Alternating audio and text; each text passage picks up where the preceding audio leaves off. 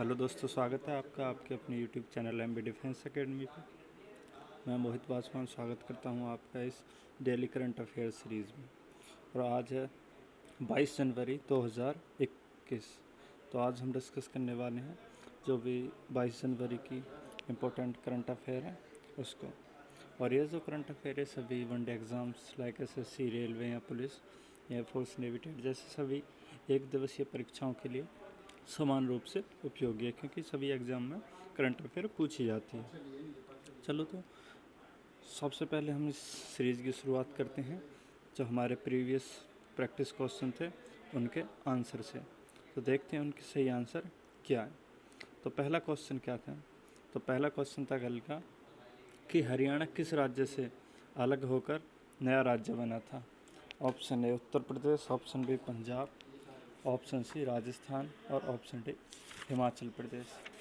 तो जो इसका सही आंसर है वो है ऑप्शन बी, हरियाणा पंजाब से अलग होकर एक नया राज्य बना था।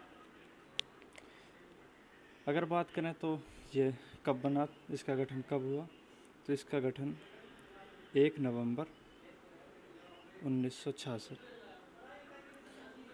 ईस्वी को हुआ था। पंजाब को विभाजित करके हरियाणा और पंजाब दो राज्य बना दिए गए थे। जो पंजाब है वो पंजाबी भाषी राज्य है और जबकि हरियाणा एक हिंदी भाषी राज्य है।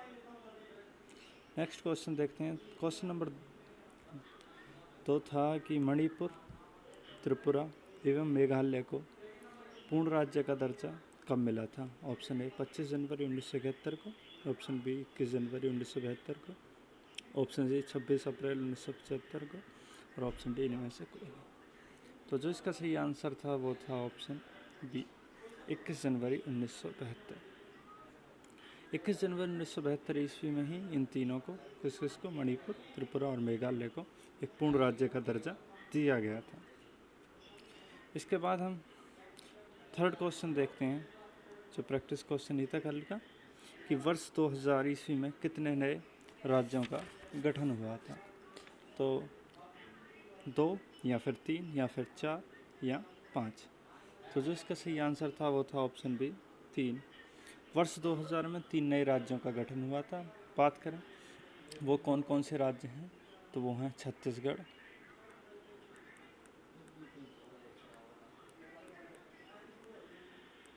झारखंड और उत्तराखंड। इन 3 राज्यों का गठन हुआ था। और अगर तिथि की बात करें तो 1 नवंबर 2000 ईस्वी को इनका गठन हुआ था। इसके बाद हम देखते हैं जो आज के करंट अफेयर से रिलेटेड क्वेश्चन है उनको। तो पहला क्वेश्चन है कि बांदीपुर टाइगर रिजर्व किस राज्य क्षेत्र में स्थित है? कर्नाटक में है या फिर आंध्र प्रदेश में या फिर तमिलनाडु में या महाराष्ट्र में? तो बांदीपुर टाइगर रिजर्व ये कर्नाटक में स्थित है। तो इसका सही आंसर हो गया ऑप्शन ए, कर्नाटक।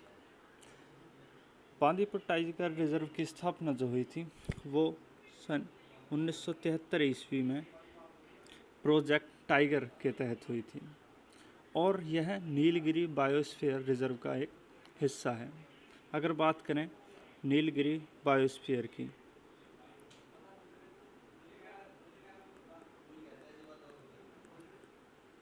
तो ये 3 राज्यों में फैला हुआ है। किस किस में? अगर दक्षिण की तरफ से देखें भारत को तो केरल, तमिलनाडु और कर्नाटका। तो इन 3 राज्यों में नीलगिरी बायोस्फीयर रिजर्व फैला हुआ है। आपसे क्वेश्चन पूछा जा सकता है कि नीलगिरी बायोस्फीयर रिजर्व किन किन राज्यों के क्षेत्र में आता है। इसके बाद एक और बात है कि यह जो मैसूर एलिफेंट रिजर्व का भी हिस्सा है।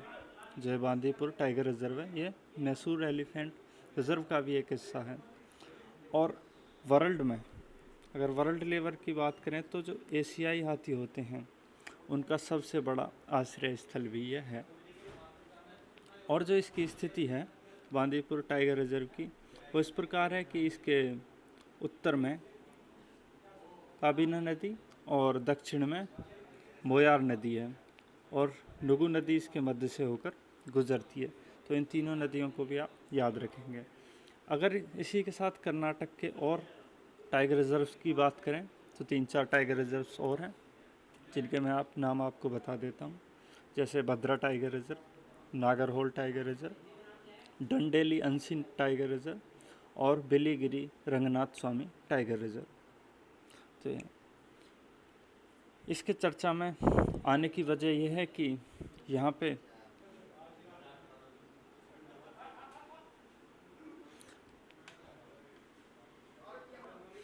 पे एक जो हाथी था वो इस नुगु नामक एक यहाँ जलाशय उसमें फंस गया था, जिससे उसको बचाया गया था। उस हाथी को रेस्क्यू करके बचा लिया गया, जिसकी वजह से न्यूज़ में आ गया।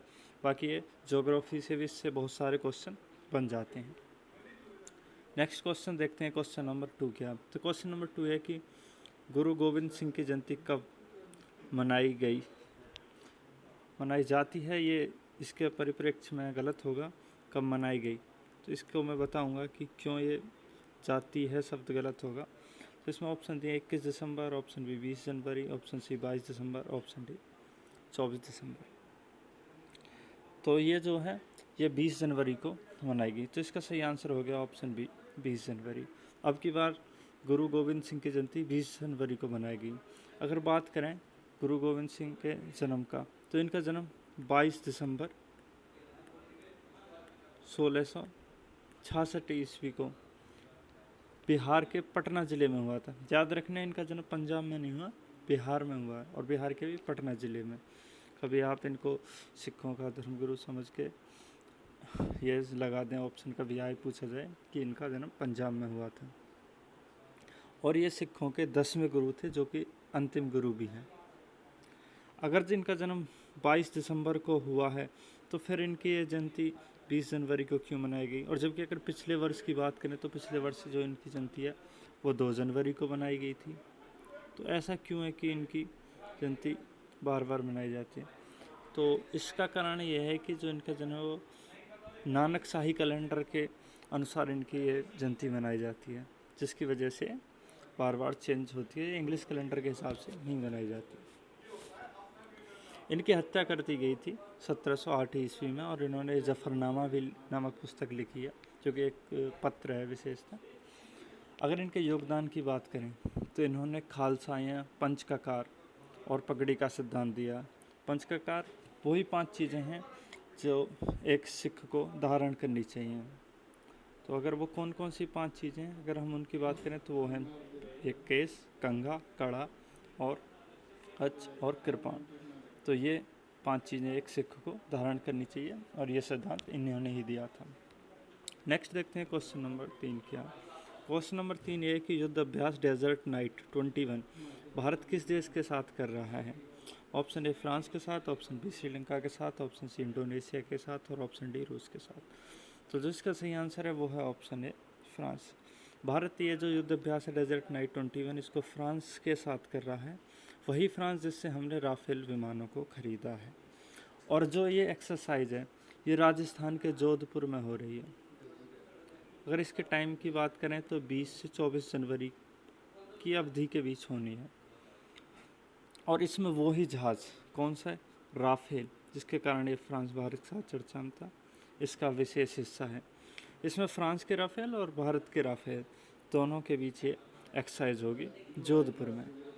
इसके बाद अगर और बात करें कि और एक्सरसाइज़ों की, तो इसके अतिरिक्त और हम 3 एक्सरसाइज भी फ्रांस के साथ करते हैं। एक वरुण है जो एक नौसैनिक युद्ध अभ्यास है, और एक गरुण एक्सरसाइज है जो एक वायुसेना का युद्ध अभ्यास है, और एक शक्ति जो संयुक्त सैन्य अभ्यास है या जॉइंट मिलिट्री एक्सरसाइज। इसके बाद नेक्स्ट क्वेश्चन देखते हैं, क्वेश्चन नंबर 4। क्वेश्चन नंबर 4 ये है कि राष्ट्रीय आपदा मोचन बल का 16वां स्थापना दिवस कब मनाया जाता है। ये नेशनल डिजास्टर के टॉपिक से रिलेटेड इम्पोर्टेंट क्वेश्चन है, क्योंकि उससे क्वेश्चन बहुत एक लिमिटेड क्षेत्र में ही बनते हैं।